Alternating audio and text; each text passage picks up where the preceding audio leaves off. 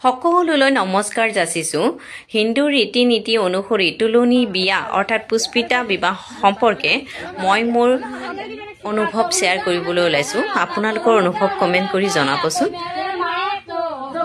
ৰীতি নীতি অনুসৰি এগৰাকী কিশোৰীয়ে যেতিয়া এডুলেচেণ্ট পিৰিয়ড ষ্টাৰ্ট হয় তেতিয়া এই নীতিটো মানিবলগীয়া হয়। 4 দিন উপবাসে থাকি বিচনাত নুশুই তলত, আজিকালি অৱশ্যে বিচনাত শুই চাংখেৰ ল'ব লাগে, তেনেকৈ থাকি লঘনে থাকে আৰু থকাৰ ফলত এটা খুব দুখ লগা মুহূৰ্তৰ সৃষ্টি হয়। যেতিয়া ৰাতি লঘনে থকাৰ ফলত উজাগৰে থাকে, মাজনিশা তেওঁলোকে টোপনি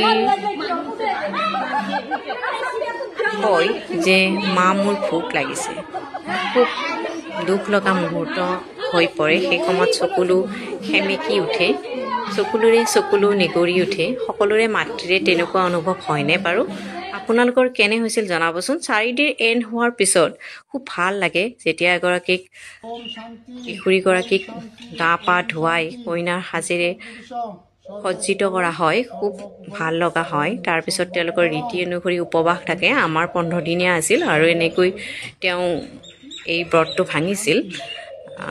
পিছত 4 দিনীয়া কাৰ্যসূচী শেষ কৰি